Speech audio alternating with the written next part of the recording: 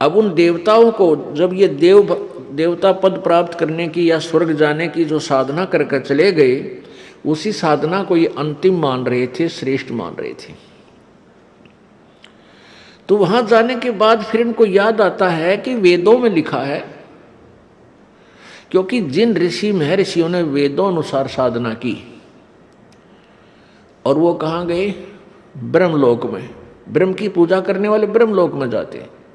और गीता जी अध्याय नंबर 8 के श्लोक नंबर 16 में लिखा है कि ब्रह्मलोक पर्यंत भी सभी आवागमन में है, जन्म और मृत्यु के अंदर है।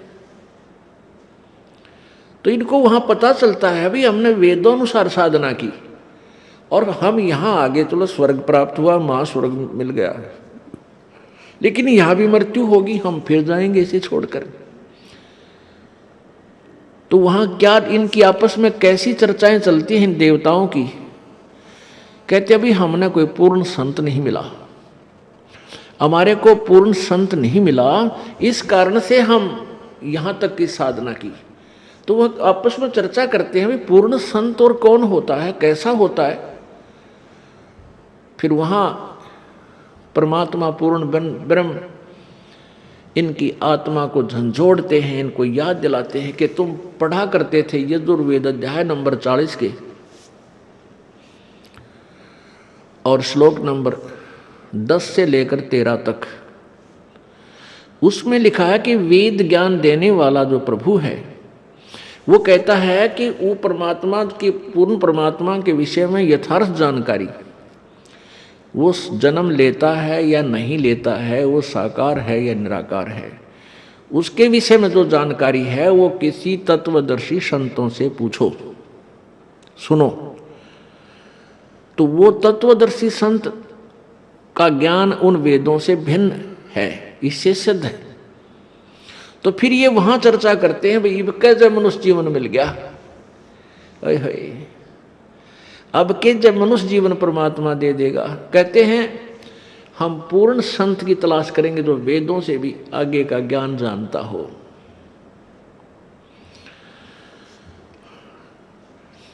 अब परमात्मा अपनी सच्चिदानंद घन की वाणी में 5वें वेद में कहते हैं इस देही को देवालोचन तू नर क्यों उकलाता। जैसे कई व्यक्ति दुखी हो जाते हैं अपने प्रारब्ध के पापों से, संकट के ऊपर संकट, संकट के ऊपर संकट आ रहा है, तो वो क्या दुखी होकर के क्या धारणा करते हैं, हे भगवान आत्महत्या कर लो। इसके विषय में परमेश्वर अपनी वाणी में कहते हैं इस देही को और देवता लोचे तू नर क्यों उकलाता। इस मनुष्य शरीर को तो देवता भी तरस रहे हैं जो तुझे प्राप्त हुआ है, और तू इससे क्यों उकलाता है, यानी इससे क्यों छक लिया। अब इससे दुखी होकर तू इसको नाश करने जा रहा है, इससे अच्छा कोई संत तलाश कर, भक्ति कर, पूर्ण संत की खोज कर। अब यहां इन जालिमों ने क्या जुल्म कर रखा है, ये नकली संतों ने, ये असली संत तक जाने नहीं देते। जगह जगह इन ठगों ने अपनी दुकानें खोल ली, ना इनको कह का पता, ना भगवान का पता, ना भक्ति का ज्ञान, और लंबे चौड़े आश्रम बना लिए और ऐसी मार्मिक बातें लिख दी। सचखंड की सड़क, वो तरह का जो सचखंड, सतलोक की सड़क माने सीधा रास्ता, पक्की, जिसमें कोई बाधा ना हो।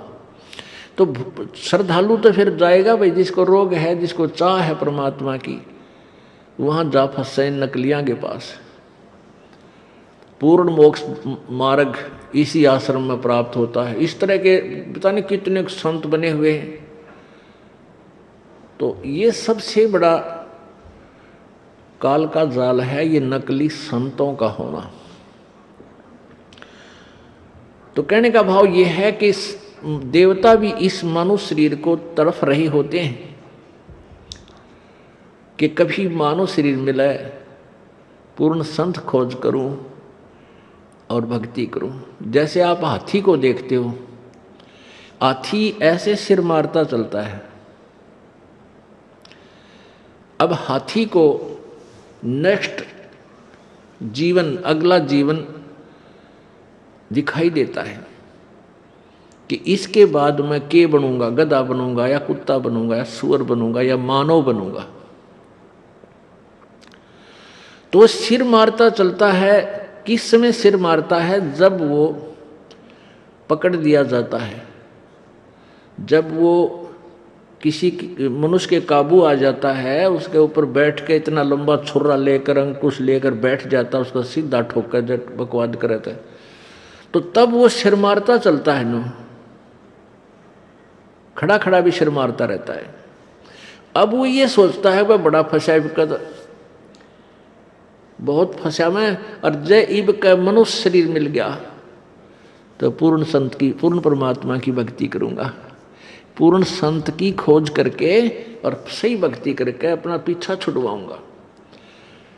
अब परमात्मा यहाँ क्या बताना चाहते हैं कि जो कुंजर सिर धुनत है, अगला जन्म सुझंत, इब कहेल नर करत सेव पूरे संत। हाथी मन में सोच रहा होता है कि यदि अब की बार मनुष्य जीवन मुझे मिल गया तो पूरे संत की खोज करूंगा। अब परमात्मा फिर उसके ऊपर एक और कहते हैं कि हाथी अर्थात ये आत्मा मन के संयोग से इतनी ढीठ होगी। हाथी के विषय में कहते हैं कि हाथी तभी तक सिर पटक रहा है, धुन रहा है, जब तक यो बंद में आ गया और मनमानी इसको मस्ती नहीं कर पा रहा, इसलिए ये भगवान याद कर रहा है। और ईब छोड़ दे इसने, अब इसको खोल दे यहाँ से और जंगल की तरफ कर दे। कति भगवान याद ना करे, उड़ा खावा केड़े के पेड़ा नर मारा मस्ती फुर फुर नहावर ठाठ करे नरी को बद करे, कति सर नहीं धोने ना इसका याद आवा भगवान, हालांकि इसको पता भी है। तो इसलिए परमात्मा कहते हैं भाई इस परमात्मा के तत्व ज्ञान के बिना ये प्राणी ना तो भक्ति कर सकता और ना ही अपने इस मानव जीवन को ठीक ढंग से जी सकता। इसमें कोरी को बद करेगा।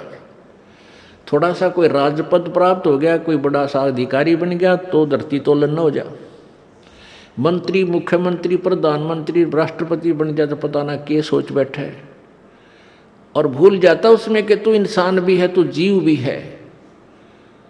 तो ये जो चौंध लावा है, ये काल लगावा है, ये भूल जो डालता है ये काल लगाता है कि ताकि ये नरे कर्म फोड़ ले अपने और पापों की गठड़ी बांध ले।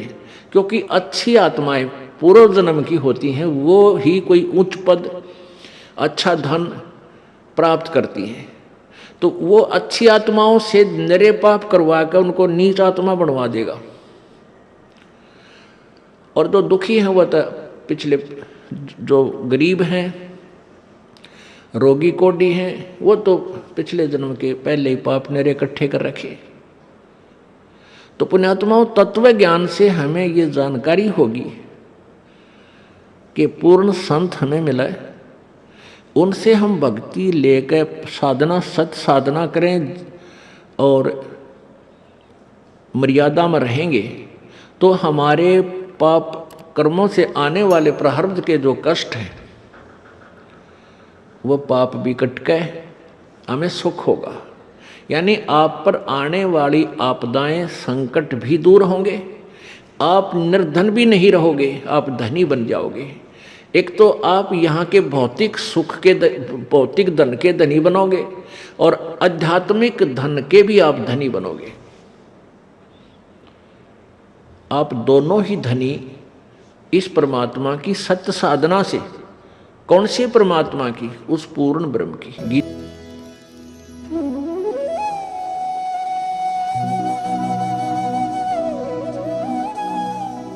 अगर आप ये वीडियो YouTube पर देख रहे हैं तो हमारे चैनल को सब्सक्राइब करें और बेल आइकन को दबाना ना भूलें। अगर आप Facebook पर ये वीडियो देख रहे हैं तो हमारे पेज को लाइक करें।